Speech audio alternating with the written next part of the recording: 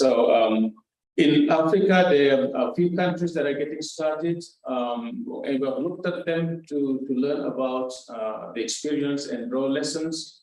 Those are Ghana, Namibia, South Africa, and Uganda. So we are pleased that we have colleagues from Namibia and South Africa joining us here today to share their experience.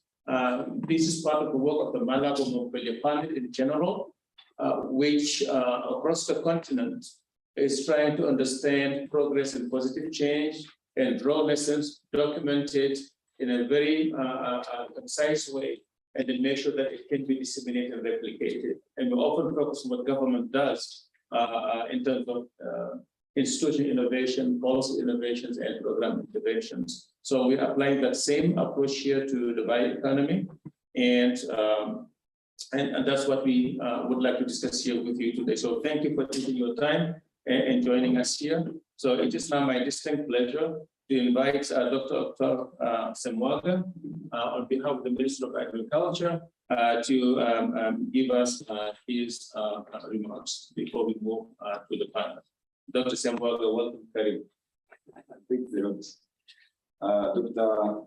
Usman Badian, Executive Chairperson of Academia to this co-chair of the Malabo Montpellier panel, scientists and development partners here present. I'm delighted to be present in this workshop on the important topic of bioeconomy development, an emerging topic with a lot of potential run around in our economy, systems, through the application of advances in modern science and technology. These past years have been challenging for the world and our continent in particular. The health, economy, climate, and geographical crisis have all now come together in a perfect storm to initiate a food security crisis. Producer prices are low, while inputs are either more expensive or not available. Wheat, maize, oilseed prices have surged in particular, and the FAO's food price index has reached historical highs. The COVID-19 pandemic and the ongoing Russia-Ukraine war have left many countries around the world, including Rwanda, grappling with uncertainties surrounding food supply, demand, and trade, and identifying the appropriate measures to ensure that the pandemic and the ongoing war will not translate into a severe and prolonged food crisis. Our solutions now have to be even more holistic and innovative. Rwanda is making commendable investments in research and technology, as well as human resource development. Otherwise, the progress in computing and in technological progress combined with advances in life sciences have now made it possible to understand and manipulate biological resources with greater accuracy and efficiency. Science and technology allow us to do more with our tools, and there are so many advances in science and technology that are driving forward a whole new era on how we understand and interact with our nature surroundings. The growing utilization of new IT technologies and biotechnologies, such as artificial intelligence, the Internet of Things, could be computing, crop and animal gene editing, among others, gives us much hope of how we interact with each other and with our natural and physical worlds. I'm glad to learn about the efforts by Academia 2016, developing new tools and platforms to predict crop yields, as well as the evidence and data is provided to guide policy innovation across the continent. A vibrant and dynamic bioeconomy is the ultimate manifestation of the fourth industrial revolution, and it has given me a lot of hope here, all the efforts that are already ongoing on the continent to develop bioeconomies. As part of the East Africa community, Rwanda also adopted the EAC regional bioeconomy strategy, which is a tool for advancing scientific and economic regional integration to create more opportunities around bio-based industries. And I look forward to hearing more with views from Dr. Ekuru, who has been instrumental to developing the EAC regional strategy. In line with the plan for the fourth edition of the strategic plan for habitat transformation, innovation in the bioeconomy offers an opportunity to increase biomass production and value addition for food and food uses. Investments made by the government over the last 20 years in research, innovation, and infrastructure has allowed multiple entrepreneurship opportunities along the bio-based value chains, quality seed production, and value addition, creating jobs for many people. The biotechnology laboratory at Iraq allows production of clean and disease-resistant planting materials to increase the production of banana and cassava, for example. The private sector is also taking the lead in driving the bioeconomy to create high-value bioproducts and biosolutions. Example, Abuso, a local company turning organic waste into valuable animal feeds using black soldier flies, or cassava plant, which process cassava into high-quality cassava flour for local and export markets. We are cognizant of the fact that tapping the full potential of bioeconomy for sustainable food systems transformation in Rwanda requires a dynamic national policy, innovation, knowledge dissemination system, as well as multi-sectoral collaboration. The existing policy and legal frameworks, investment code, intellectual property law, land law, provide strong incentives for bio-based industry development. I hope that the discussion today and hearing from our colleagues from Namibia and South Africa will inspire us, and that they mark the beginning of lasting and meaningful exchanges about developing and expanding Rwanda's and the continent's bioeconomy. Ladies and gentlemen, before concluding, I would like to convey the salutation from Dr. Geraldine Mukeshimana, the Minister of Agriculture and Animal Resources, who had wished to be with us, but who, because of other commitments, did not manage to do so. And I request you to understand her. Thank you very much. Thank you. Thank you very much for the time. And please give our regards back to the Excellency, Dr. Geraldine Mukeshimana. She's a very strong supporter of us, and we do appreciate the collaboration with the ministry. This is now the time for me to turn to our distinguished panelists who are joining us here today, starting with Dr. Julius Ekuru. I think he's the only gentleman on the panel of virtual members, just like we have only one lady around here among us. So Dr. Ekuru, I understand you're joining us while you're on the road in the US, and that we have to go in about 30 minutes. So we'll start with you when we get to that. Allow me to introduce the other members of the panel who are joining us. Dr. Jogmohan Naidu from South Africa. Welcome. It's a pleasure seeing you again and having you with us. And we appreciate you giving us your time to join this workshop and this panel. Here around in the room, Dr.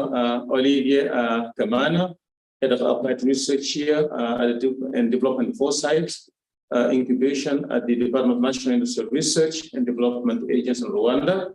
I should have said that Dr. Ekuru is the head of Bioinnovate Africa, a pioneer in leading us in the bioeconomy. They were dealing with it before many of us even heard the name, so which is great. And Dr. Jagmohan Naidu is Director of Agriculture Biotechnology, Department of Science and Innovation in South Africa, almost your counterpart, Dr. Kimana. We are also joined in the room by Dr. Esperance Munganyika, Head of Department, National Research Innovation Fund, that's where the money is, National Council for Science and Technology here in Rwanda. Dr. Hilda Amputu, Senior Biosafety Inspector, National Commission on Research, Science and Technology from Namibia, is also joining us from here. So most welcome. For all of you, your time is appreciated. And more even so, your work in helping move the needle across the continent on the bioeconomy front. So Dr. Ekuru, let me start with you. Thank you again for your service and what you're doing, putting Africa on the map in this area.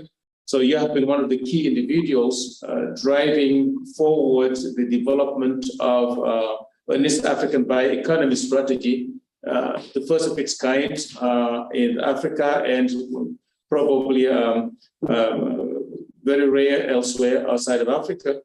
So this is the first time a bioeconomy strategy has been created and adopted anywhere. So thank you very much for that.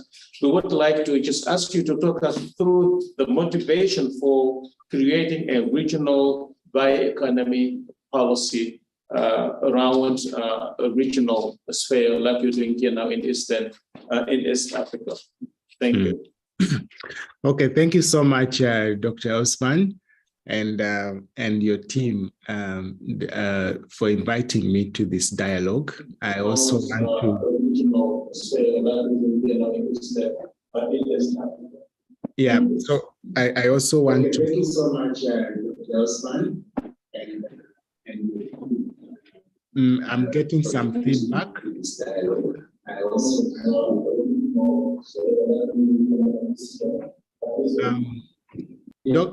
Dr. Osman, I'm getting some feedback. Is it okay now? Okay. It's okay now. All right. So I wanted to say thank you so much for inviting me to this dialogue. I also want to thank Dr. Semwaga, representing the minister. And of course, I want to congratulate the panel, yourself, Dr. Osman, and the team once again for producing a seminal report on bioeconomy in Africa. I'm also very delighted, actually. I'm the only gentleman on this side, and Dr. Esperance is the only lady on that side. So earlier this year, I met with Dr. Esperance and Dr. Eugene, discussing how they are moving forward in terms of nationalizing the regional bioeconomy strategy. And Dr. Esperance was very much part of the regional drafting team for the strategy. So I'm very, very happy to see you, Dr. Esperance, in the room.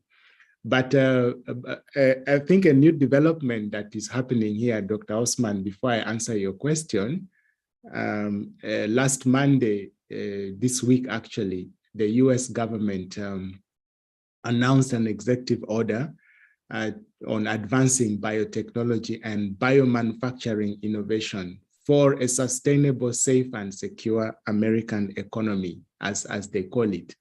So countries all over the world are moving pretty fast in this front, and we also in Africa should not be left behind. So we think that it is one of those rare opportunities we have as Africa to contribute, equitably to global development. So our motivation for having a regional strategy is we're looking at opportunities in terms of sustainable industrialization, food and nutritional security based on our natural resources. We also believe very, very strongly that East Africa and most of Africa has a competitive advantage because of the rich biological diversity in this part of the world. So we are of the view that if we invest in biotech, I mean, not in biotech, but in bioeconomy more broadly, it will help us to further diversify our sources of growth. And you know that our countries, are struggling with issues of youth and unemployment and so on, and the need to grow businesses. So bioeconomy is really that opportunity to diversify the sources of growth. And also the opportunity we see is bioeconomy is more inclusive because more than 65%, maybe 70% of our populations live directly on these resources. So it opens up what we call distributed manufacturing, which will strengthen, value chains, both nationally and also regionally. And we are beginning to see this already in our own initiative of Bioinnovate Africa. So we think that if we also address or invest in bioeconomy, like Dr. Osman, you mentioned, then we also address other global challenges, like the need to reduce carbon emissions, and then the need to conserve our biodiversity. So, Dr. Osman, that is really our motivation for having this regional strategy. I think the key point I want to make is this is the time, in terms of the global development and global movement, the industry is growing very fast. And I think this is the best opportunity Africa has not to be left behind, but to actually lead in the bioeconomy industry.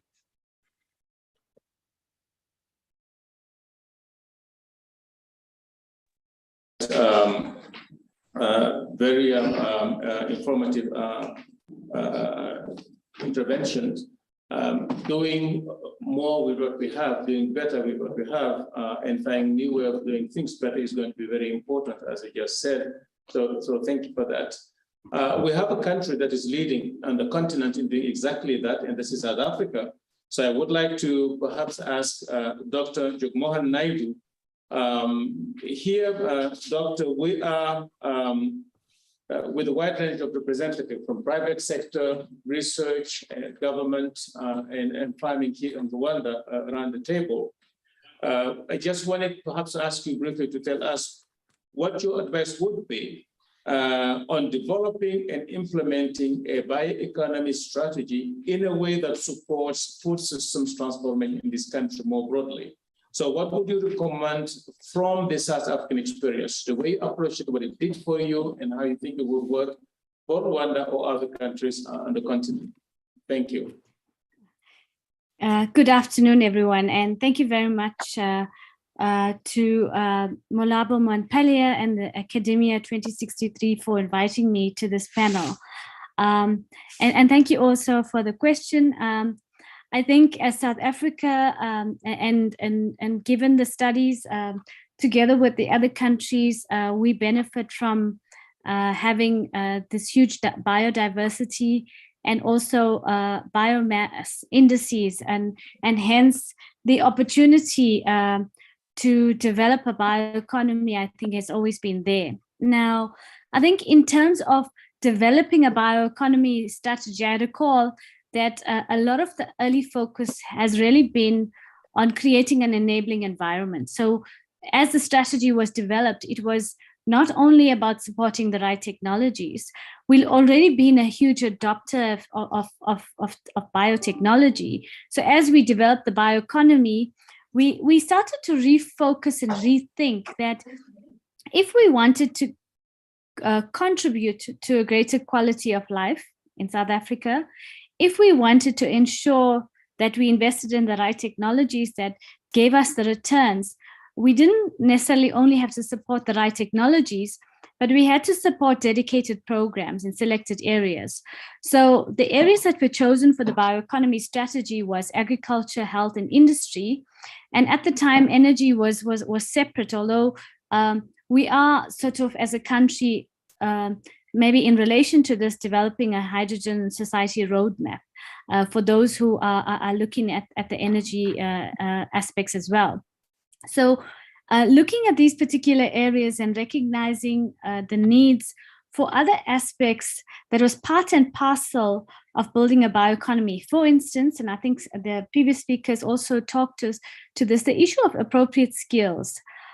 So initially, a lot of the focus was on building the knowledge economy, on having a pool of scientists, of PhDs, MSCs.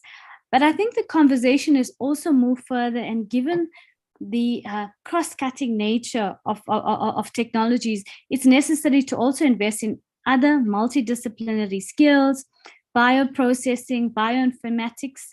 And if we talk agriculture, it's about building that pipeline, technicians, artisans, etc., that really allow you to plug the gaps in an innovation value chain. Secondly, issues around infrastructure, the necessary regulatory frameworks, as well as financing, are huge sort of building blocks for a bioeconomy strategy. If we talk about implementation, and I think this is perhaps particularly important for us, not only as South Africa, but for all other countries on the African continent, is that for South Africa, we have a first and a second economy. So similarly to Rwanda, we have a large proportion of agri households, mostly in rural areas, such as in provinces such as KZN, Limpopo, and the Eastern Cape. So there's approximately 2.9 million rural agri households where there's limited access to basic services. So if we want to achieve our national development plan, if we want to support socioeconomic impact, if we want to create sustainable rural economies, a lot of our focus in agriculture has been to target rural economies. It's about access to the right innovations, about the real opportunities in those agroecology areas, about access to technologies that support drought tolerance and pest resistance. So access to the right innovations, not only through inbound technologies, but also through local technologies. And lastly, it was access to diverse crops that support nutrition security, because we know in Africa, malnourishment is also a key priority. So it's about, as we support the production of maize and wheat, it's about indigenous, underutilized, and nutritious crops such as bambara, groundnut, amadumbe, imfino, etc. So these become part and parcel of our agro-processing projects that we've then implemented on farm level, that also contribute to income generation. And ultimately, it's then, as the previous speaker said, leading up and making sure that these communities, these new entrepreneurs become part and parcel of supporting a manufacturing economy. And a lot of our success has also been through public-private partnerships in terms of our new decadal plan that's currently on the map. A lot of the focus is on building public-private partnerships, because as government, we recognize that we cannot be doing this alone. So other key aspects is now also on the map is the issue of digital technology. So our view of digital technology is that it must be accessible. It's about bringing the knowledge and making it accessible to all, such that even a smallholder farmer has access to the same information that a commercial farmer has. And this is through also investing in what we call information hubs that collate and all of the information in a particular, for example, within biosecurity, on in scientifically validated databases that enable you to support decision-making, pest and disease management, etc. So I think let me stop there on that question. Thanks. Yeah, thank you very much. And there was quite a bit on what to do at a national level, how to get going in the bioeconomy, because Dr. Ekore is going to be leaving us in 15 minutes or so. Let me go back to him and then ask him then to tell us from his experience, what would be his guidance to other regional economic communities, your ECOWAS or COMESAs and ECAS and SADC and UMA, if they were to follow the same road as the one that you have in terms of developing a bioeconomy strategy in a program. Thank you. Yeah, thank you so much, Dr. Osman. I think to begin with, a regional strategy is really important, for the regional economic blocks, because these countries aspire for the same kind of development trajectory. But also very important is, biological resources are transboundary, and there is a need to have or open up opportunities for regional collaboration in science, regional collaboration in research, and also collaboration in trade. So a regional strategy is quite important in that regard.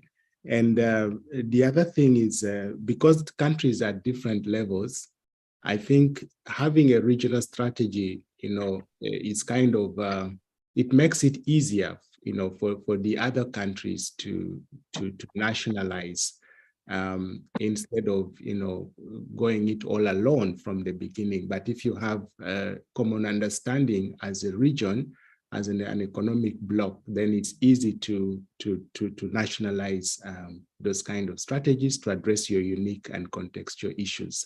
So having said that, I think the East African community now sets a very good example.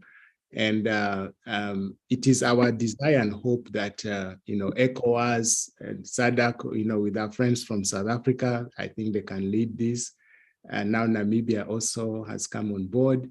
So we want to see ECOWAS, SADC, the North Africa, have these strategies. And together we have, or we build what we call an African bioeconomy. I think that would be great, so that we can take advantage of these other emerging initiatives like the African Free Trade, Continental Free Trade Agreement. And what we also see is Academia 2063, I think, should play a key role in this.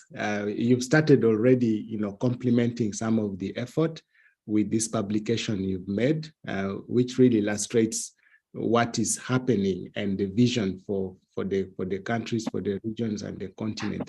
So I would like to see more participation of Academia 2063 in this effort of creating, an African bioeconomy. That is very well understood. Thank you very much. We are happy and pleased to be there. Since you still have a couple of minutes before you go, let me then ask you, so we are in Kigali here today, and given your experience with developing the regional bioeconomy strategy and working with Dr.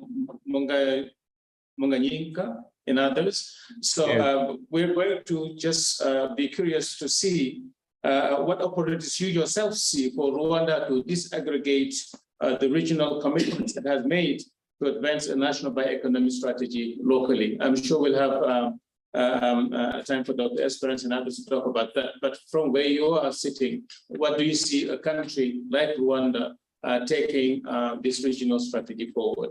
What are the opportunities there? Thank you so much. Actually, we're looking for, champions. It's always good to have champions. And we think that Rwanda is very well positioned. You earlier on mentioned Uganda as well. So at least it's really good that Rwanda has started these discussions. We had Esperance and I had some discussions earlier on in the year.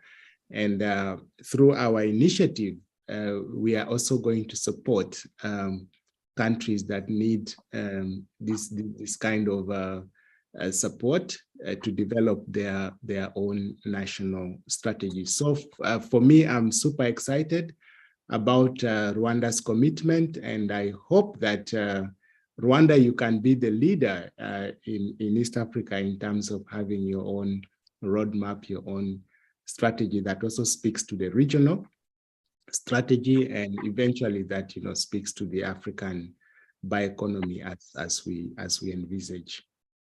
Super, thank you. I too believe that it can be leader in the region. So then we'll turn to Dr. Mongayinka personally to follow up on your question and your answer.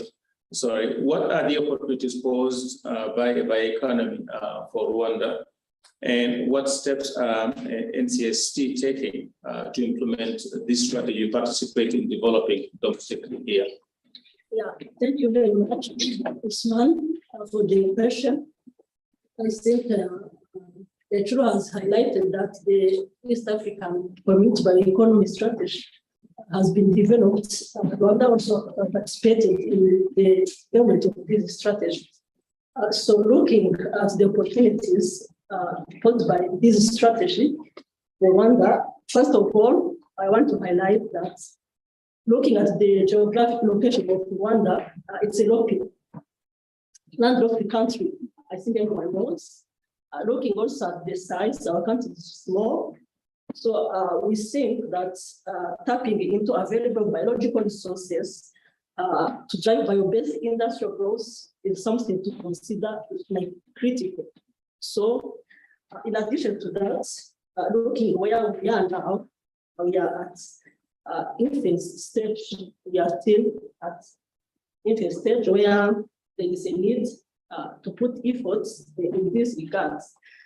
So we think that looking at the lady from South Africa highlighted that there should be an enabling environment for implementing this bioeconomy strategy. So looking at the environment in Rwanda, we can say that there is good policies that can support this bioeconomy in our country. I can highlight some of these policies.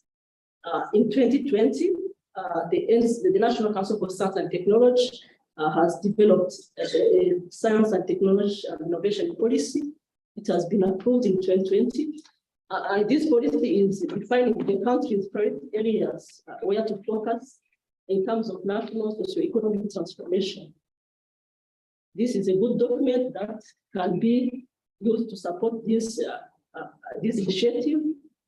Looking also at the policies where made in Rwanda, maybe the need that will maybe highlight more, but we wanted also to talk in terms of this policy made in Rwanda, which promotes the consumption of local made products and the enhancement of Rwanda's domestic markets through value chain addition and development. So these are the policies that we think can be supporting these initiatives. There are other policies like the strategic plan for the environment and natural resources sector.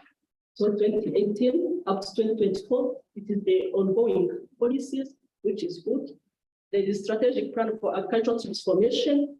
Dr. Octave has highlighted, it is also 2017-2024, which highlights the need for technology use for increased productivity and sustainability. There is Rwanda Biodiversity Policy and National Strategy and Action Plan for the conservation of biodiversity in Rwanda. This policy highlights the sustainable use of the biodiversity of natural ecosystems and agro-ecosystems. So I was highlighting these good policies that can support these initiatives. So as I highlighted that Rwanda has participated in the development of this African bioeconomic strategy, the National Council for Science and Technology was coordinating this activity actually. So there were national consultations, we are involving the institutions, public and private, across the country. There were universities, there were NIDA, I remember there were URA, there were other academic institutions and research institutions, there are private companies. So they participated in this drafting and development of this strategy. So what are the next steps? I think it's true that we highlighted there should be champions in these regards, and we think Rwanda can also, it can be the champion to be good. So our institution, National Council, is currently collaborating with East African, which is based in Rwanda, to see how we can have a domesticated bioeconomy which can be used at national level. So we are in collaboration with them to see how now we can domesticate this strategy. If we keep it at East African level, maybe cannot serve as if we adopt it in our country. So we are planning to adopt this strategy in our country. Thank you. Excellent. Thank you very much for that. And all the different instruments that are being developed and so on. And also you moving toward the strategy. Maybe this is the time to get some thoughts from Dr. Amputu from the experience of Namibia. Dr. Amputu, Namibia is currently in the process of finalizing its bioeconomy strategy, while Rwanda is thinking about getting started and doing that. The National Commission on Research, Science and Technology plays a leading role in this. So could you tell us just briefly and to share with our colleagues here on the table, in particular, Dr. Esperance and her colleagues are moving this strategy along here. Can you tell us where you are with the development of the strategy and more specifically, what the process has been so far and how you are ensuring effective coordination of these different moving parts that we heard from South Africa that have to come together, coalition, and converge to this? How are you dealing with this process, different sectors and stakeholders? And what lessons would you have for Rwanda? Thank you.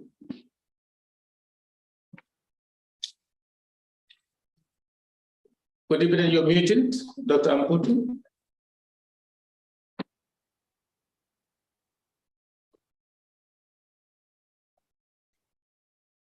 Hi, can you unmute yourself, please? Okay, can you hear me now? Yes, we can hear you. All right. Thank you so much, Doctor. Good afternoon, ladies and gentlemen. Thank you very much for inviting me to this platform. It's really a pleasure to be here today.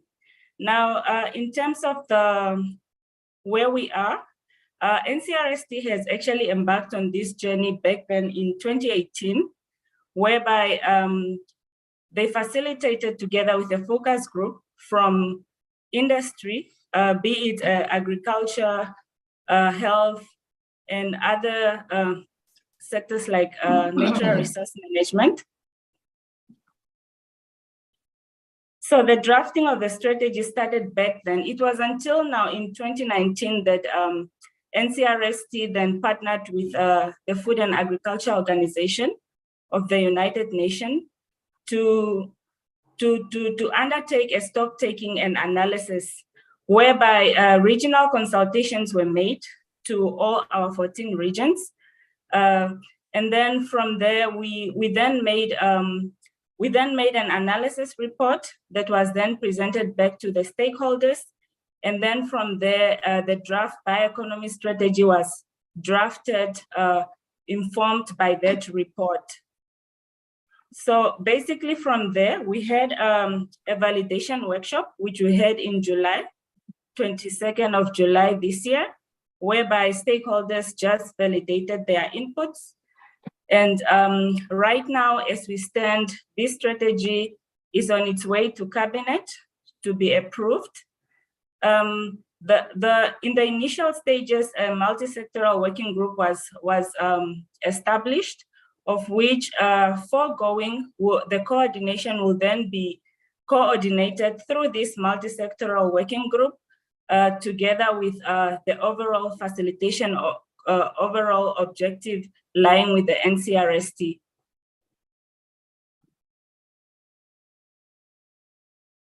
Okay.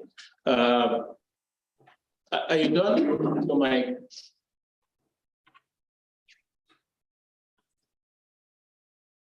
are you done, Dr. Amputu? Yes, I can hear you.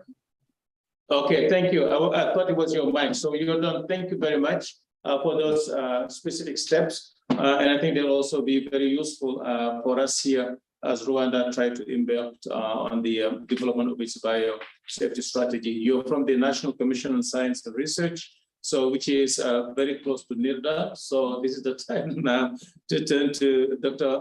Kamana and to ask what NIRDA's role is in the development of the bioeconomy in general in Rwanda. And what are some of your priority sectors and products that you're promoting, that you're focusing on?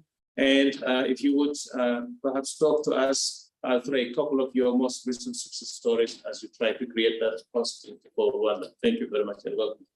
Thank you very much, Dr. Osman. So NIRDA is the National Industrial Research and Development Agency. It's a public institution under the Ministry of Trade and Industry. So what we do in the area of bioeconomy, we have a facility that is in the south of the country, in Uye, so a life sciences laboratory. So in this lab, it's a quite a new laboratory that has been refurbished and launched 1 year ago. So we have 3 sections. We work first in agro-processing, in biotechnology in general, and also on phytomedicine.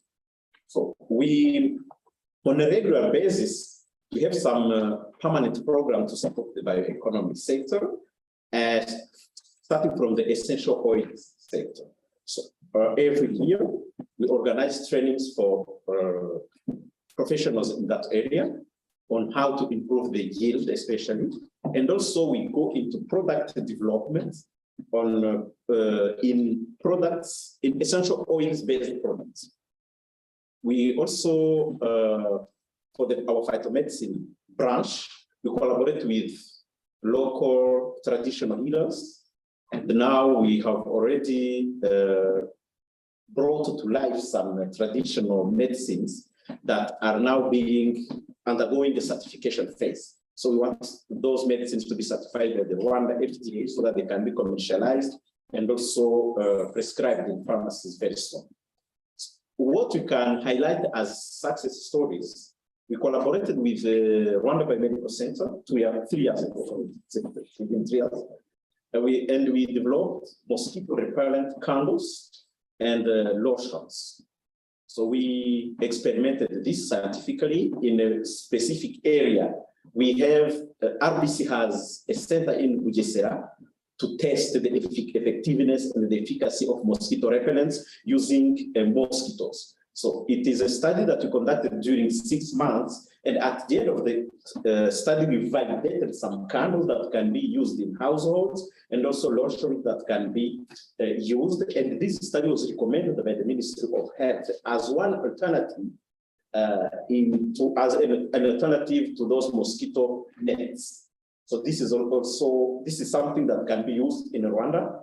We are now going to large-scale production of those candles and those lotions.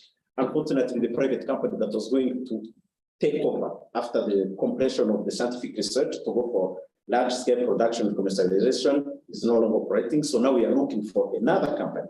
It can be a national one or even from the region to take over the findings and go for large-scale production and commercialization. Another success story that I can highlight, it is not yet 100% completed, but the preliminary results are showing us that it will be very promising.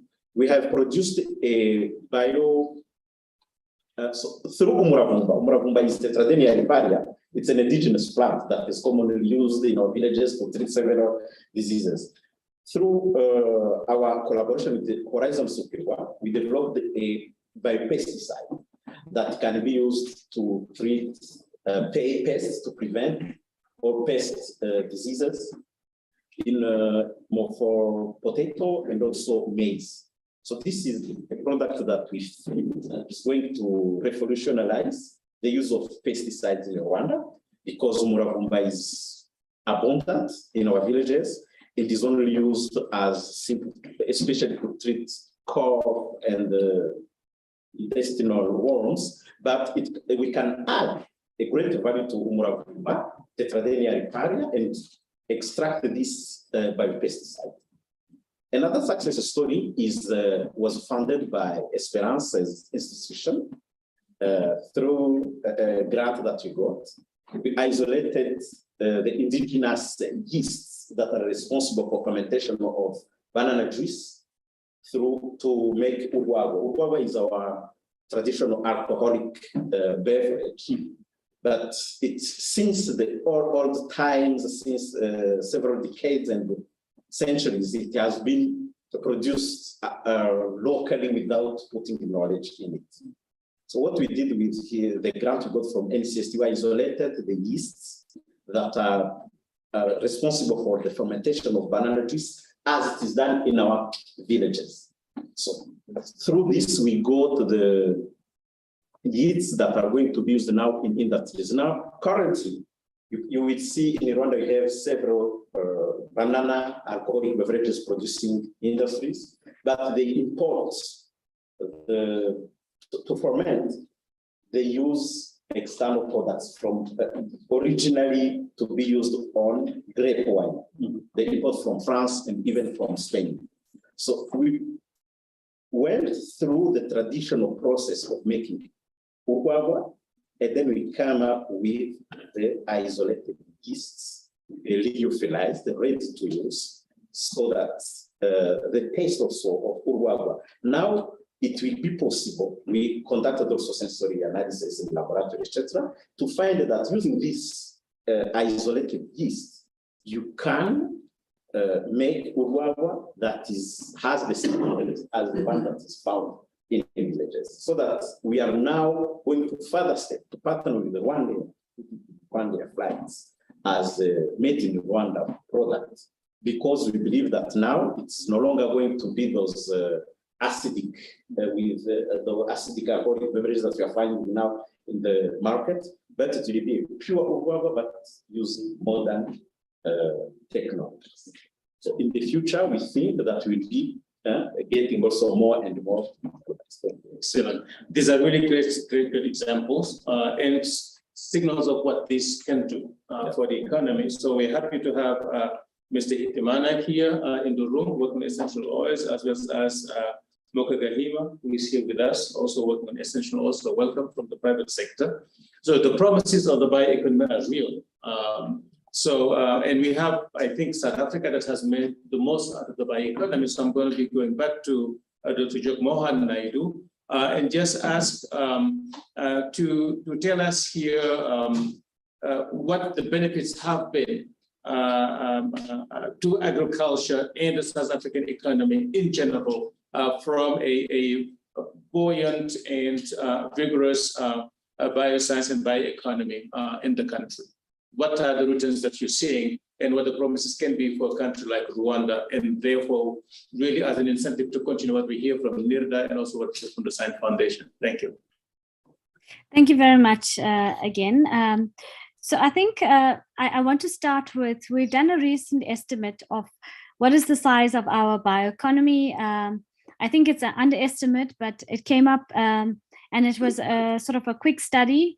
It came up as the bioeconomy contributing 8.3% to GDP, of which a huge chunk is agriculture, approximately 34%. But this was without some of the more in-depth analysis of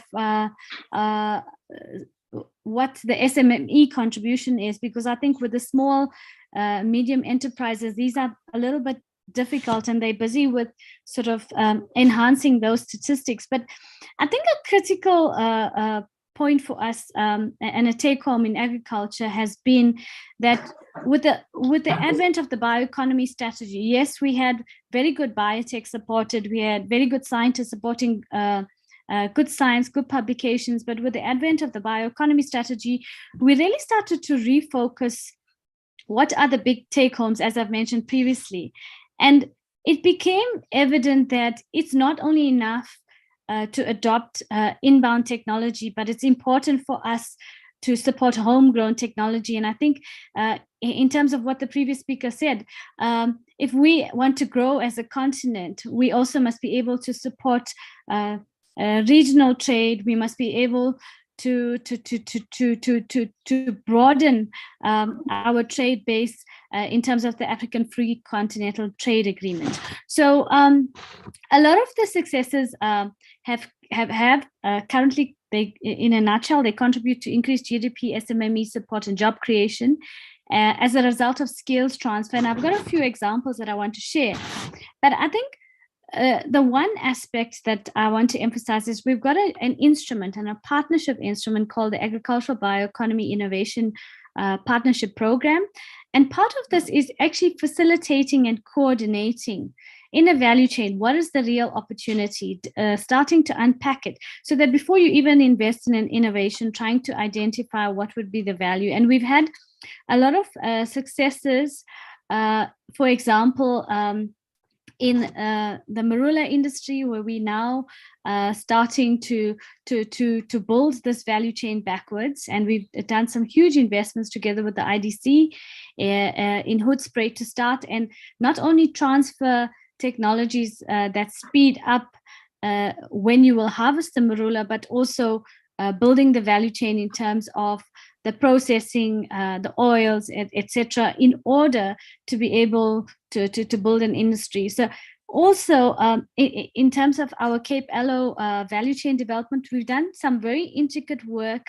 And this is, I'm focusing a little bit more on the community level in terms of transferring processing technologies to rural communities. And we've got 6 prototypes that have been transferred to communities in the Eastern Cape, etc. And these prototypes are now being made available to successful entrepreneurs who can start businesses with it. And a lot of the testing has already been done, so that's ready to go into market. There's a lot of work being done on the honeybush tea, including new technologies, increased processing technologies that support the value chain to be more sustainable. On a more sort of product level, I think it's important. So we've also got companies such as AgriViro who have developed prototypes for biopesticides, for example, for bollworm and tomatoes. But if we look at the local technologies and in terms of companies and startups that have put products in the market, in terms of nutrient recycling, the agri-protein is a particularly successful example using black soldier fly. And it started off as an investment in South Africa, but this company is now international, and it attracted investment of $105 million in December 2018. So it's now in many branches globally.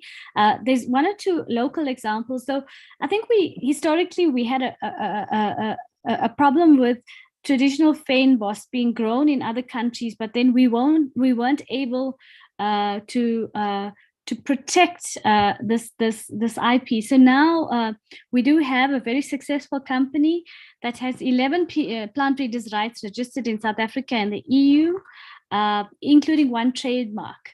And we have also managed to disseminate our license agreements to growers. And they currently, this company alone can supply 5 million units in a year.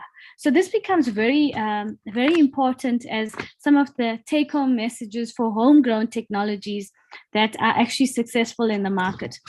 Another important company, and I think some of the individuals in the Rwandan government will be familiar with the company called Toko Bio, which is a spin-out company from our Council for Scientific and Industrial Research that has developed point-of-care diagnostics for FMD and avian influenza. And also during COVID, they developed some diagnostic kits for COVID as well. But they've done some work with Rwanda in terms of tracking spread of an epidemic in real time with FMD. And they're working with the government in collaboration to assist with export of bovine products, as well as assist with PCR lab diagnostics and standards for FMD and Rift Valley fever. So this is also supporting training, etc. And I think it's a classic example where we need to grow collaboration, we need to grow tech transfer, we need to sort of share know-how, and we need to be able to ensure that we can trade with each other as partners in terms of the African Continental Free Trade Agreement. So I think let me stop there with some of the stories. I'm happy to take any additional questions. Thanks. This is very enlightening, and I think it comes as we hear from here in Rwanda what's being done in terms of developing new products, building on traditional knowledge and so on. You said something quite important in your first intervention, and also now, this distributive manufacturing, taking processes and technologies to the communities to open the door. I think there's a huge promise in that.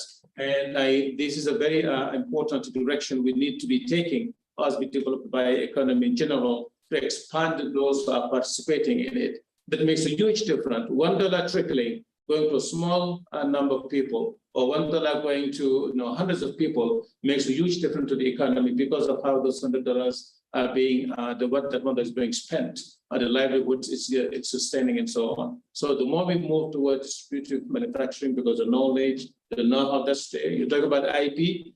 Traditional communities don't have IPs, but at least you pay back by taking them into the value chain as we develop these things. Quite important. Maybe I will then go back to Ms. Amputu just to ask her.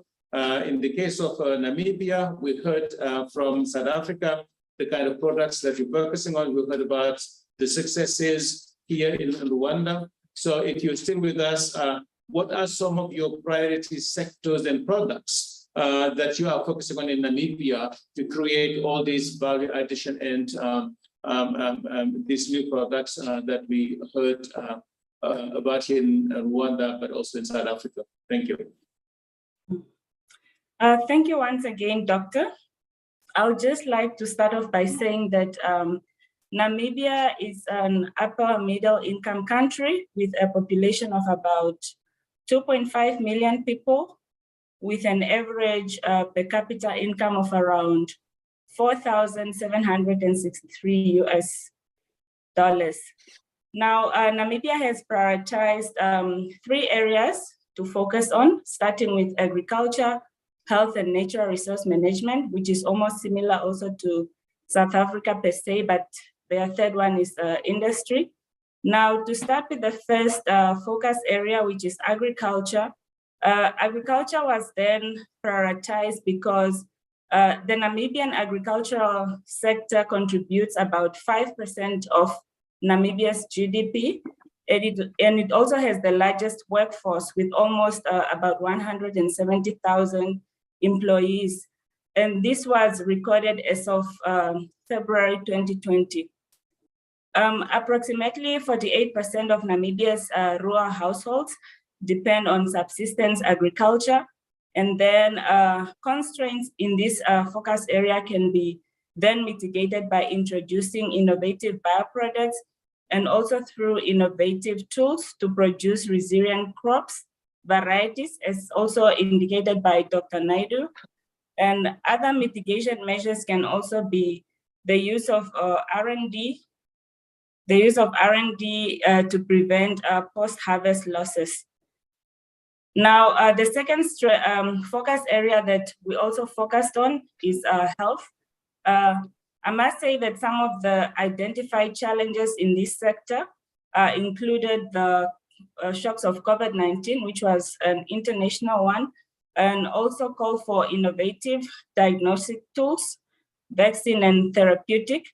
Additionally, local communities have not been able to harness the full benefits of indigenous plants and corresponding to indigenous knowledge also per se. Through access and benefit sharing procedures, we also have a law on access, benefit and sharing that has been also launched last year, November. So through this, indigenous medicinal plants can then be mainstreamed as part of the primary healthcare system. The third one, the natural resource management, it was mainly then streamlined to our National Development Plan, the NDP5, which mainly focused on conservation and sustainable use of natural resources and environmental management and climate change. It was then decided based on that so that we can sustain our natural resources, considering activities that are also currently in the strategy pertaining bush thinning and encroachment. The last area is then cross-cutting issues that are related now to bioeconomy in general. And this focused on, it covers infrastructure, value addition standards, capacity building, and policies that fall within the scope of the bioeconomy activities. I think I'll end there for now. All right, thank you. Thank you very much. So we heard those areas that you talked about, starting from agriculture and so on and so forth. Maybe this is time to go back to Dr. Manganyinka and then ask in the case of the council, I'm sorry, her fund and the National Research Innovation Fund, as well as the work of the National Council for Science and Technology. If you think about agriculture, Dr. Manganyinka, which is, of course, one of the largest contributors to Rwanda's economy and employs a high number of citizens. From the perspective of NCST, what are the opportunities that you see application of science and technology advancing in the food systems, and that you, from that point of view, would like to see action and progress and maybe even support coming from your end? Thank you. Thank you, Osman. When we talk about agriculture in Rwanda, it's a sector that is really putting economic higher, like sector in economy of the country. When you look, it employs more than 70% of the total population. That is one. Secondly, the agriculture shares in GDP 19, almost 20% in GDP. So this is push the National Council for Science and Technology to put it in one of the priority areas at national level, where the support should be, where the efforts and the support should be put. Actually, the National Council for Science and Technology has developed and disseminated the National Research and Innovation Agenda. This agenda is highlighting the national priority areas. We have 6 priority areas. We have agriculture, we have health, we have ICT, we have environment and climate change and resilience, we have manufacturing, things made in Rwanda, and so forth. When it comes to agriculture, we have highlighted the needs at national level and what are the key areas that research and development can be performed, because we recognize research and development as a key driving that can drive the economy and lead to knowledge-based economy country. So in terms of needs, we want to see that there is improved living conditions of farmers. That's what we are focusing to see. Social economic transformations. I want to see increased exports and growing agro-processing industries. So I want to see these industrial goals in terms of agro-processing and so forth. I want to see also increased food security. And these are the 3 main points where we are focusing to improve. When it comes to areas to conduct research and innovation, it is in crop research and protection, because we are having emerging diseases due to these climate changes. So we want to see crop research and protection area being improved. Also, biotechnology is recognized as key area in Rwanda that can be emphasized on in terms of modern technologies. We are also focusing on post-harvest handling and management, livestock production, irrigation and mechanization, precision agriculture, and land husbandry. These are the key research and innovation areas we are seeing that researchers can put efforts to ensure we improve the agriculture transformation. We also consider key stakeholders. You can't do this alone, but we want to see this multi-sectorial participation, where key stakeholders, we are also focusing on this sectoral participation, we also emphasize that people should work together. Osman has asked what we are supporting because at National Council for Science and Technology, we have a funding instrument. It is National Research and Innovation Fund. It was established in 2018. Now it is 4 years operating. The aim is actually to stimulate social economic transformation, where we support researchers and innovators at national level from public and private sectors. When we look at agriculture, mainly, I can say that we have now more than 11 projects being supported because we have like 5 schemes. Actually, we fund according to programs where we see gaps. For example, in terms of research excellence, we are supporting like 11 projects.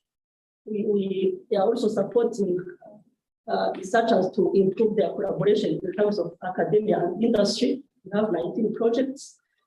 We are supporting also youth and women to improve their innovation capacity for technology breakthrough. So we have 36 projects. So in total, we have like 96 projects now, where we have also researchers from agriculture sector. There are many, actually we appreciate because it's the main sector. We also receive many applications and projects in the agriculture. I can highlight some projects which are ongoing and where we can see the initiative of Bioeconomy. We have a project where a researcher is from the University of Rwanda, and she's focusing to develop a pesticide from a local species, which is targeted in Kinyarwanda. She wants to produce a pesticide from that local plant species. So she's working with industry so people, which is good. They have now extracted the essential oils from that plant. Now they are moving to test if it can work to control diseases. In addition to that, we have also another project where they are using pathogenic nematodes. They are using nematodes so they are developing a biological control. The good project also you can mention that can be an initiative for this bioeconomy. We have many projects that are adding value. For example, we have a professor from University of Rwanda. He wants also to use Igisura, a local plant, to improve the poultry feed. So it will include as ingredients in the poultry feeds. So it's a collaborative project between academia and industry. So we want to see researchers not holding their technologies on shelves, but like Umar was mentioning, we want to see these technologies being transferred to industry. We appreciate, like now, we supported the projects under COVID, they have developed a hand sanitizer from aloe vera that is actually Nilda. We appreciate that our partners, Nilda and Nilda, their researchers are doing well. Now they are going to transfer that technology to a private company in Niger. We want now to scale up the production. So in brief, we are supporting different areas. Agriculture is also important, but we are putting efforts because I want to highlight now, we are having a partnership with the IPRC Canada. It's the International Development Research Center. We are supporting 8 projects specifically in the area of agriculture and sustainable energy only. So we have 6 priorities, but now we choose only 2 to put money from IDRC, and they are focusing on these emerging technologies, the use of EOT in agriculture, Internet of Things. So they are developing this biogas, so and so forth. So we see that we are putting efforts to improve all areas, but agriculture is one also where we are putting efforts. Yeah, thank you. Thank you very much. Before I come to Professor Joachim van Brand, my co-chair of Malabo Montpellier panel for Rwanda, in concluding, I have one brief question I want to ask you, Dr. Kimana. from where you're sitting at NIRDA and having been working there for a while now, initiating all these new things, the experience you've gotten from there, is there something you would like to share with your peers across the continent in East Africa, but also other countries, how to get something like what you're doing started, what drives you, how you focus your work, and what you think it is delivering for the country? Thank you. Yes, thank you very much, Osman. Actually, what I have seen so far is that our potential is so great, especially in Africa and in Rwanda in particular, because I've found that we have a very rich traditional medicine and those indigenous plants that can be used in several, to make several products and to be valorized into very important products and to improve our lives. For example, this project on strategic network is Sura. So it's an indigenous plant that we find in our villages, but it has been found to be very nutritious, that can be used for animal feeds and also for human. It's very rich in vitamins, and it can fight also some malnutrition. You know, now we are having, in Rwanda, we have a very high rate of stunting. So this is an alternative solution that can be really harnessed. So in brief, our potential is so great. We have to go back to our indigenous knowledge and take advantage of it. We really have to take advantage of new emerging technologies such as IoT, cloud computing, artificial intelligence, and also in the area of life sciences, especially in terms of extraction of bioactive compounds, and go for commercialization. First of all, development of innovative products towards commercialization. So now we are at NIRDA, we are gathering information from young innovators, not only in STEM sciences, but also in life sciences. Now we are having Innovate for Cow Biohackathon. So now we are collecting, we organize the hackathon from young innovators from several higher learning institutions to develop innovative products from cow byproducts. So now we have 8 byproducts under development in our laboratory, and we expect to get 8 products ready for commercialization by the end of this year. Thank you very much. So this is crowd science, so to say. Well, thank you very much. This is really very impressive. We heard from South Africa, from Namibia, from Rwanda here, but also from the East Africa region. A lot that's happening, but of course, we are part of a global movement to bioeconomy, and I'm honored and pleased to have my colleague and co-chair of the Malabo Montpellier panel, Professor Joachim von Round, an educator, not just globally, but in Africa, for a lot of people who have gone through his university and his center of today working here on the continent. So Joachim, welcome. And we would like you just to give us this global context and how you see this whole bioeconomy things moving forward and what it means for us as Africa, as East Africa, and in particular as Rwanda. Thank you. Thank you. Thank you, Usman. Colleagues in Kigali, in South Africa, in Namibia, I greet you. Sorry that I cannot be with you in Rwanda. A country which I admire and where I did some work in many decades ago in the area of the northeast near Ruhengeri. So my best wishes are with you. Something exciting happens currently globally. Last week, the White House executive order on bioeconomy was issued by the US president. So that's a major thing to strategically push an agenda on sustainable bioeconomy at that level. In May of this year, China issued its new 5-year plan with a key role in it for bioeconomy.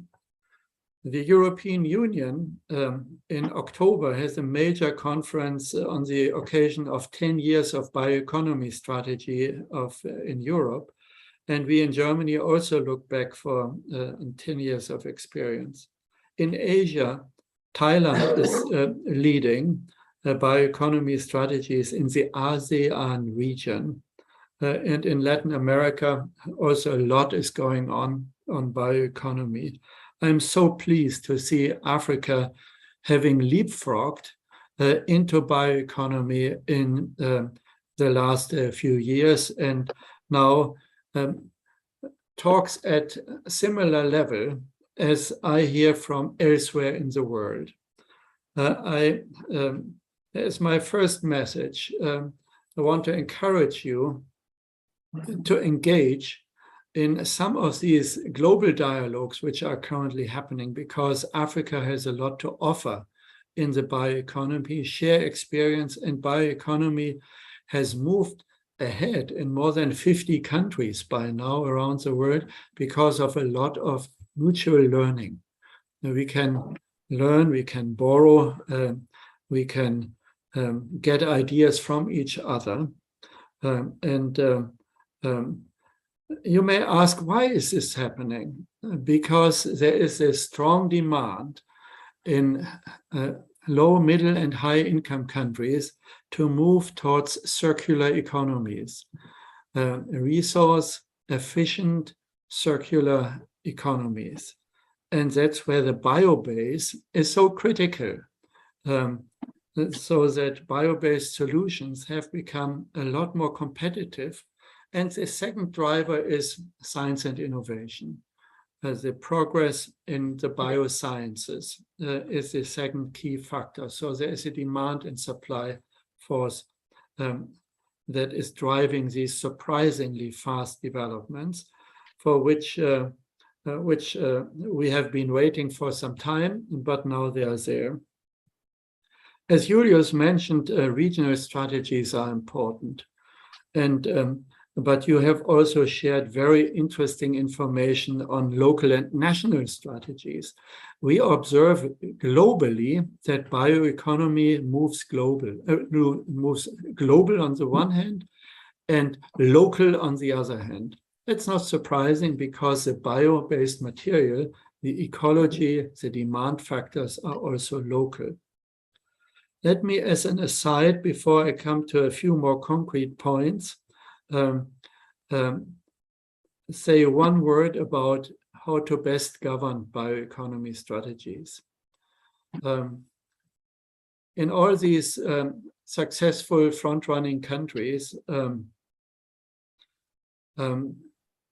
specifically tasked bioeconomy councils or committees, standing committees have been established, advising government, composed of scientists, private sector innovators, and the demand side, so the consumer side, the citizen side. So think about the governance side. This is a complex agenda, and bringing the different players around the table, as you, Usman, have done today for Rwanda, I think is critical to continue. So standing committees or councils have played key roles for the successes in various countries which have moved ahead very fast in the bioeconomy area. Let me now mention a few, actually 4 areas which I find particularly relevant, including because what I've just heard from you for Rwanda and the region. All relate to agriculture, but cut across and go beyond agriculture. First, in energy.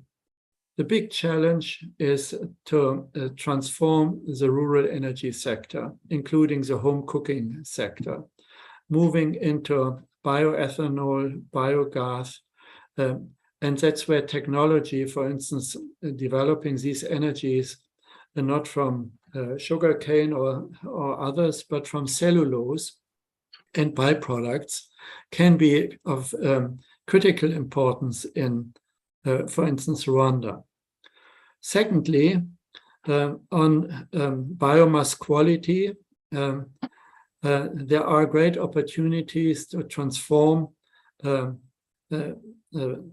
instance, the potato to produce a lot more starch as a raw material for the biochemical industries. And that can be at small scale. It doesn't need to be big scale. Third,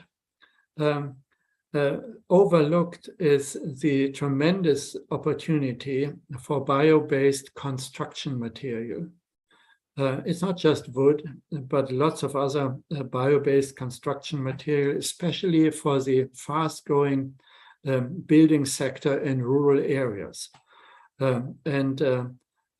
Again, biochemistry can make bio-construction materials for damming, for construction, sturdy and be an alternative to concrete and steel.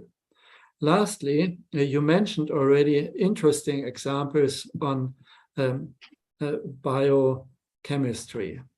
Bio-insecticides, you recall there is a pyrethrum industry in Rwanda, which has knowledge, a long-standing bioeconomy industry for bioinsecticides.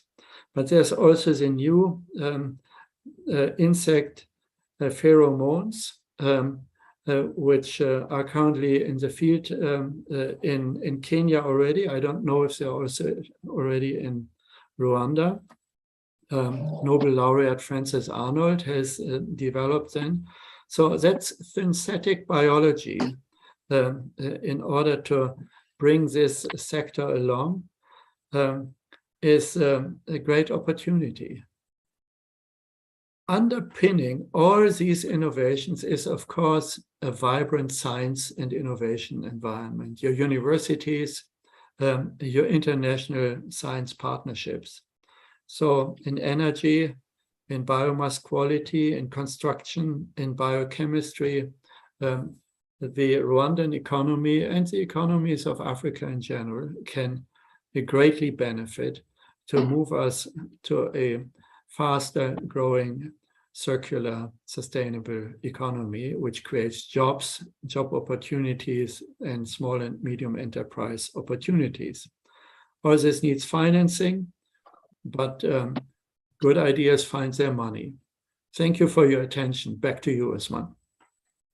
All right, thank you very much, Joachim, for those very important points and giving us this global context, how other continents are moving, but also the bioeconomy itself, its core areas and how it's moving.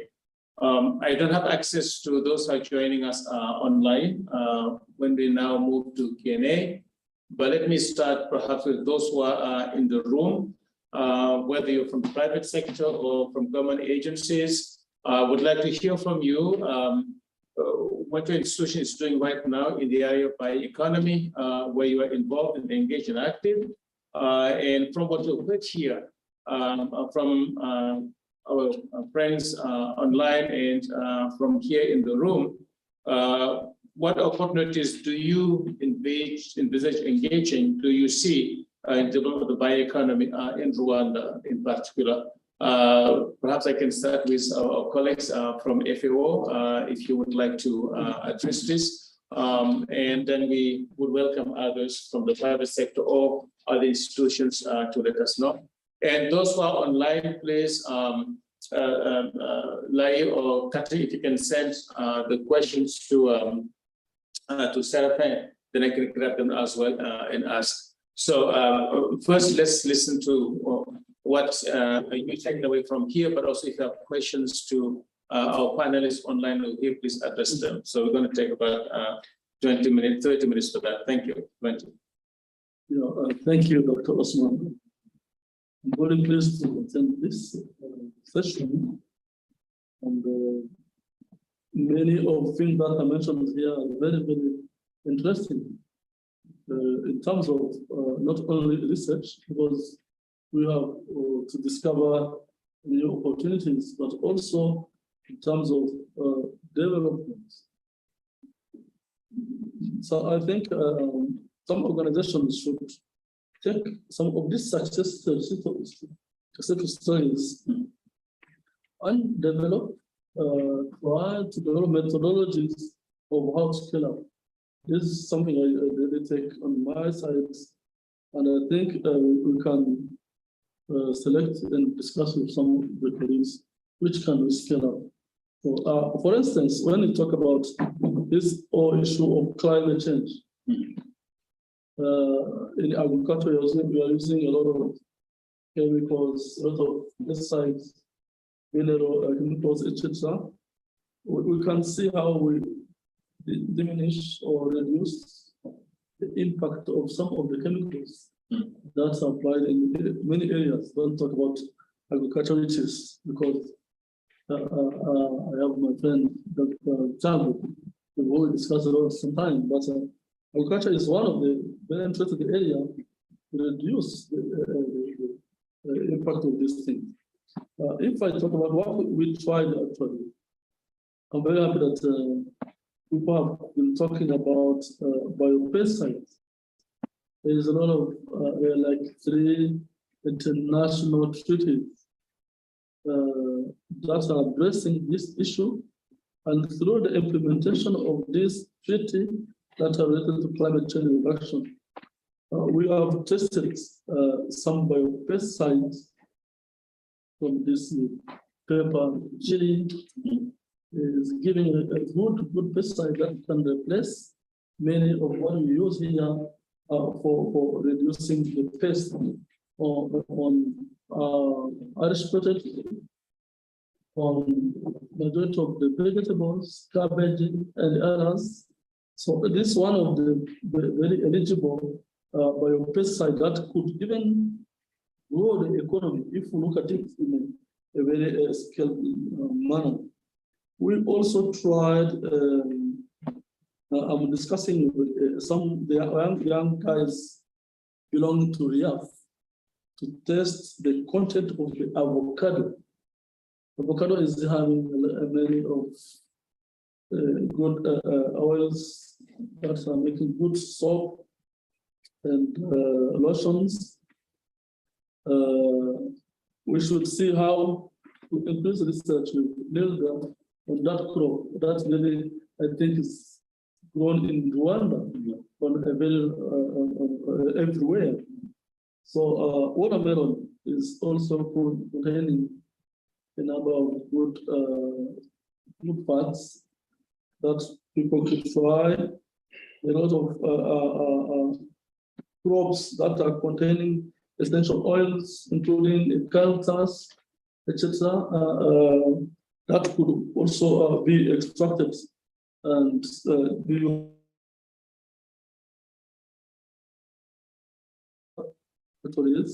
So I have a number of things that I have not put all together.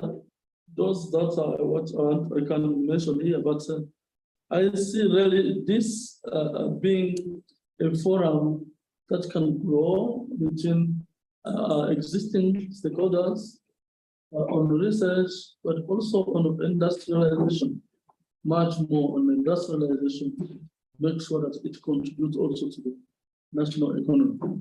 I'm ready to discuss this closely with you and my representative to see what could be included in research, but what could be also be scaled up at the industrial level. I thank you very much for thank you. Thank you very much. Thank you very much, and welcome, Dr. Buchago. Good to see you again. Thank you. All right. Okay. Do we have any questions around here? Yes, sir.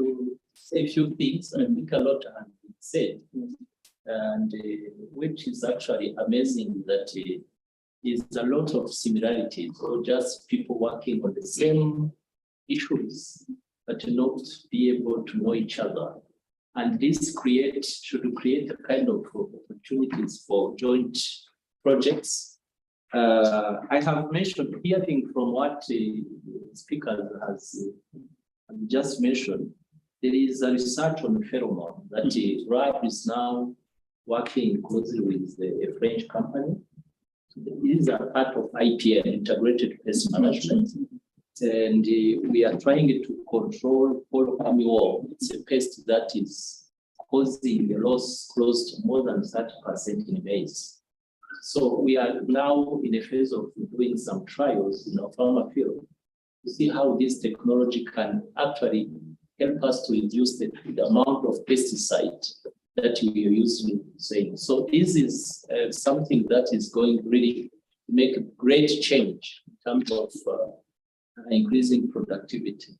I also heard somebody talking about black soldiers technology that our colleagues in livestock department are testing for as a feeds for animals. So I would do very grateful to see how we can have a joint collaboration with our colleagues and see how we can move forward. So in terms of soil fertility improvement, a lot is happening in terms of using local resources like use of crop residues, recycling agriculture, try to see how we can recycle the crop residues, return them in the soil, and try to improve the soil fertility. And this is a very relevant research because, as you know, these days we have high hacking prices in fertilizer across the world. And we are creating an alternative for the farmers. And this is quite a very old technology that has not been scaled up. And this is an opportunity to see how we can integrate this into our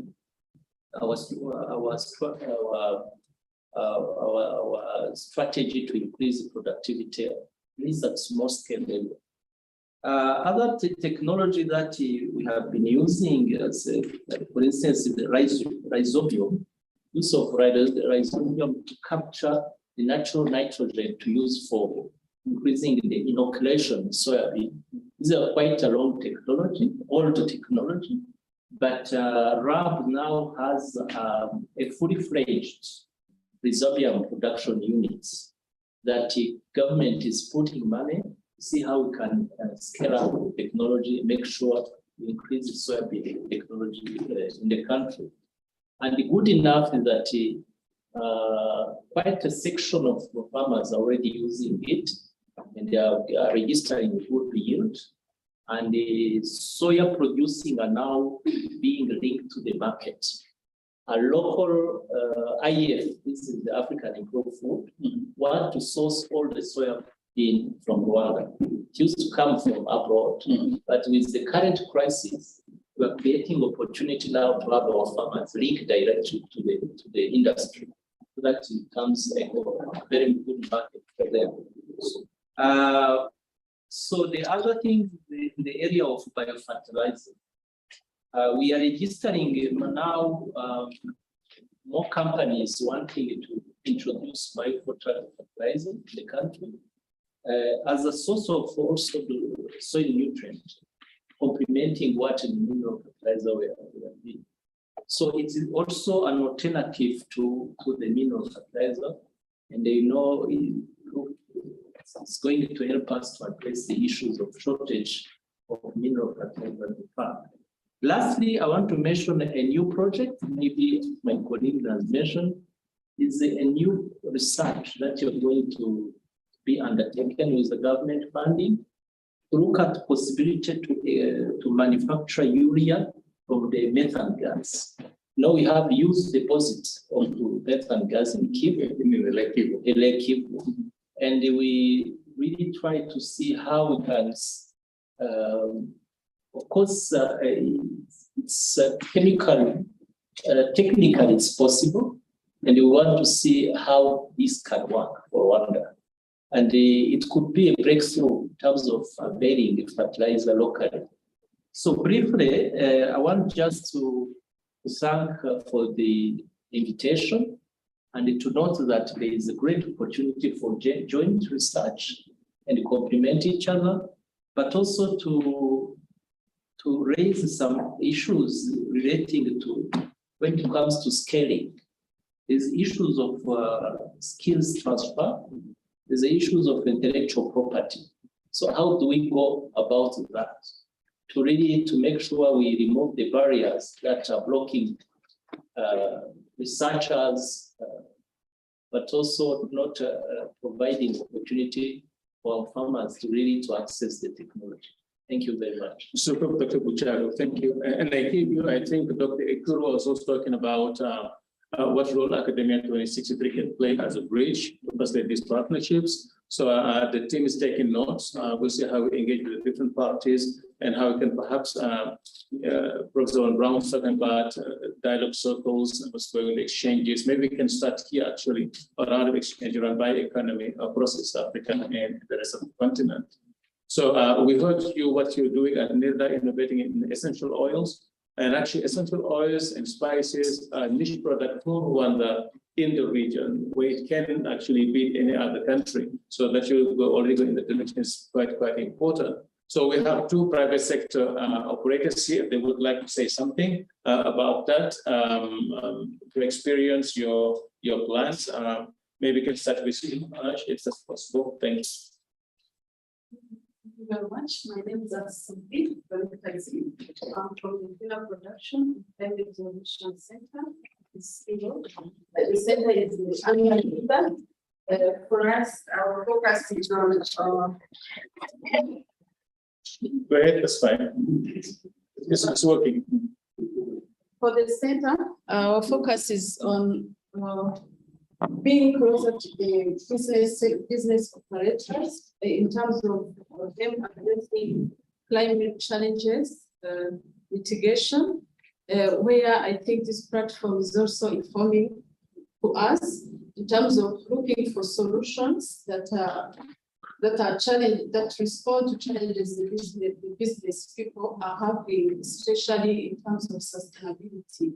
When we talk of biogas, if there is informed research that can give solution, those one can be also transmitted to the private sector in terms of biofertilizer, especially now we are conducting a project on circular economy for food system, which we ran for 3 years, where we, for now, this phase year one, we have been conducting a landscape mapping in terms of policy, but also what are the SMEs' interest in terms of circular economy of the food system. And so we hope that from this different research and information shared here, we can see some of the solutions that can be implemented in year 2 and 3 in the business sector to address those different challenges that they are having. Thank you. Thank you very much. Do you want to hear from the private sector? Essential oils? Okay, please go ahead. Thank you so much. My name is Maria Shemkadenima. I am a director at Marketing Group. We process pumpkin seeds. Actually, in our countries, we consume a lot of calories that other micronutrients necessary to our health, our body, and everything. But when it comes to the pumpkin and pumpkin seed, they contain all such kind of micronutrients we need so that we can live against such kind of cardiovascular diseases, breast cancers, prostate cancers, and so on. I think we process the pumpkin seed into snacks, the cookies, but we have a niche product which is extra virgin pumpkin seed oil. You can find it in our supermarket in Rwanda. But also we need such kind of research to improve the growing of pumpkin, high quality of pumpkin seed that could contribute a lot of oil we need, and also that can be beneficial to our community, our people, and everything. Not only that, we have such kind of other materials because our company is zero waste producer. All other residues are processed into animal feeds.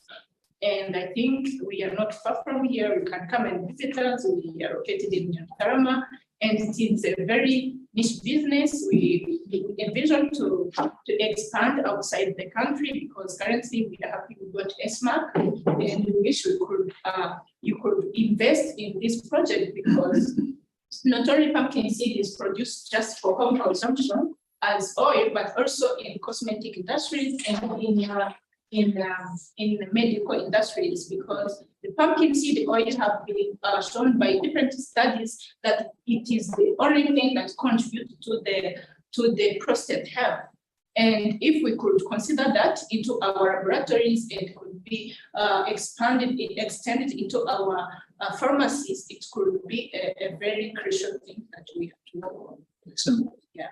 Great idea. These essential oils, I think, as Franz was starting by talking about Rwanda being landlocked. So these niche products like the oils and spices are high value. So the transport cost isn't going to eat much of your profit if you're lighter, and then can go a long way towards overcoming burdens from high transportation costs. Since we got a last intervention before we wrap up for today. Thank you, Success. Mr. Ekman? Yes.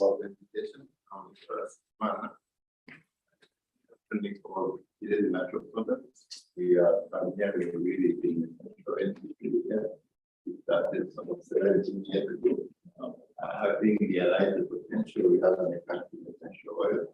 Building on that was done by the IRS predecessor of Delta, and we want to see if what really is normally shown in research can work with the farmers.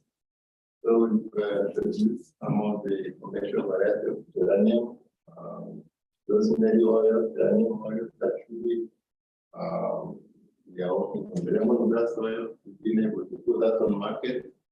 And eucalyptus, the country now is importing tons of eucalyptus oil abroad. And but we are also exporting eucalyptus oil. And what you've seen, the potential is huge within what we have in our plants. And research is also there, but the missing link is the R&D, translating those research what really what is we need to use. And I've met my friend Nilda when they were dreaming about that now, and I really want to partner to see that knowledge being used by the real users who are making business, who are impacting the real life of the people in the rural area, work with farmers, very poor farmers, who are now getting income from this essential oil as they produce and supply to us. And like you were saying, we are building a system where there is no waste. Actually, in the natural world, shipping we are using like the distillation waste, feeding them to worms. We are making them compost. We are using cow urine to use fertilizer to use the on our proposal. We are organic, so we are doing a whole lot of things. Hearing people talking about biogas, they want to partner with those who have the technology to see if we can use the same gas because it hasn't there. Be using it for our processing. So I really welcome this platform, and I hope we'll be able to have this easy cutting sheet. And some of the issues we have at the practical level, they are simple for a researcher and someone who can access it, all that kind of information. So thank you for this inviting us and being for this. Thank you very much. Yes. Yes. Thanks a lot, Dr. Badia. So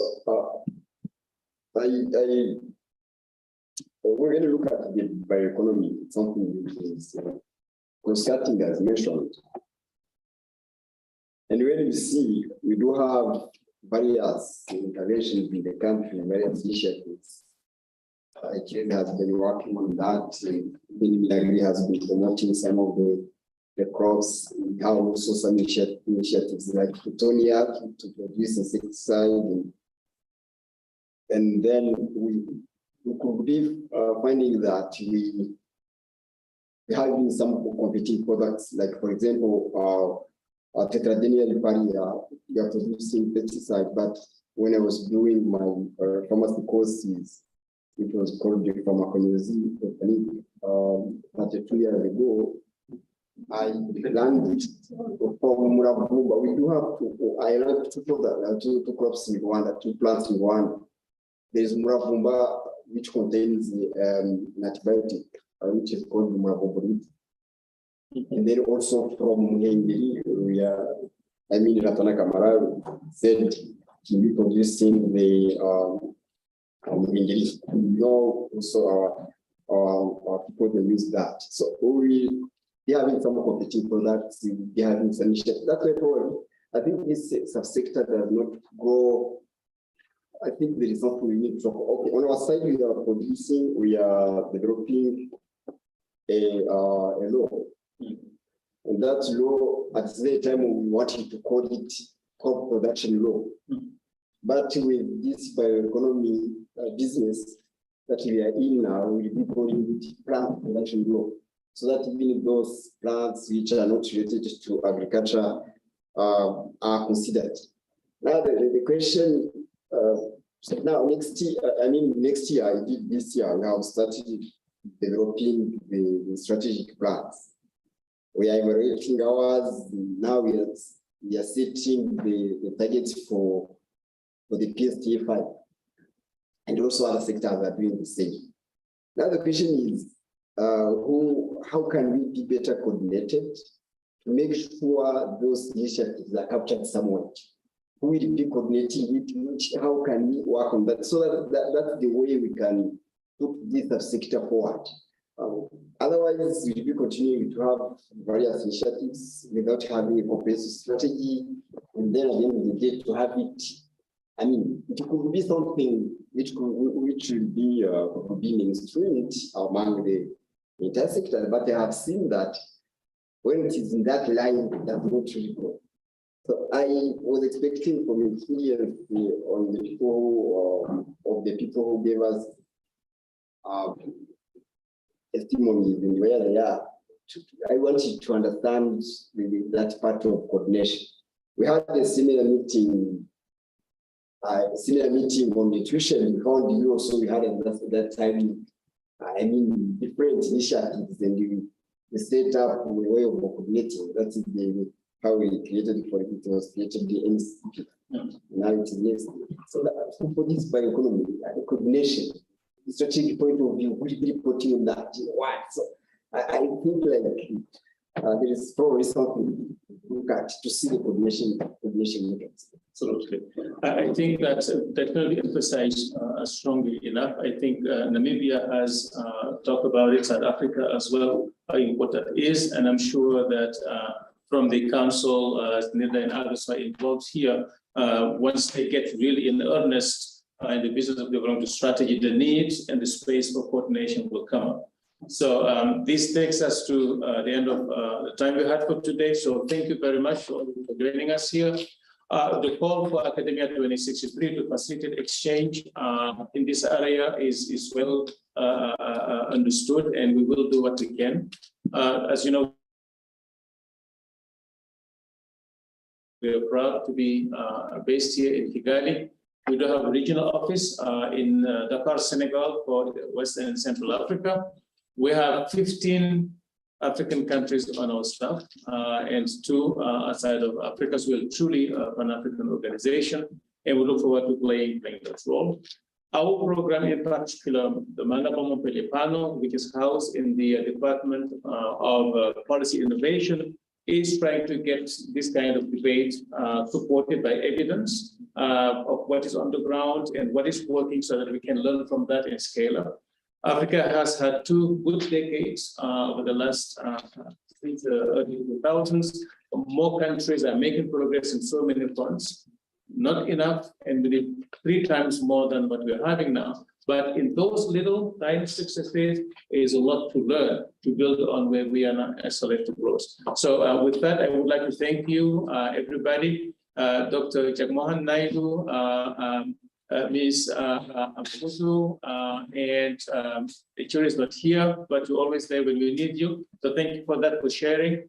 And we hope to also count on you and your colleagues as we try to get this community of dialogue and exchange around the bioeconomy. So thank you to our team that have put this together, both from Dakar and from here in Kigali, and those who are currently working from Europe. So thank you to all of you, and thank you to everybody who joined us here in the room, our colleagues in the panel and others, and Dr. Semwaga. So please take our thank you and heartfelt greetings to Her Excellency Dr. Jajima Kushmano. So thank you very much. I would invite you to go to our website. I'll actually ask our Director of Communication to mail to those who are here the catalog of our knowledge products, but to give you access to all the library of what we have and for information for you. So thank you everybody again for joining us here today, and we look forward to welcoming again to one of our webinars and workshops. So Marakoze Chane. Well, thank you so much, Dr. Osman, and thank you very much for the audience. We enjoyed the introduction. So as we wind up this event, we have coffee and tea and the health snacks outside there. So please serve yourself. And also remember to write down your name and address on the sheet out there. But you can be in touch. More people are coming. It's part organized by Academia 363 and Montpellier, so be able to be updated. So thank you so much, and thank you.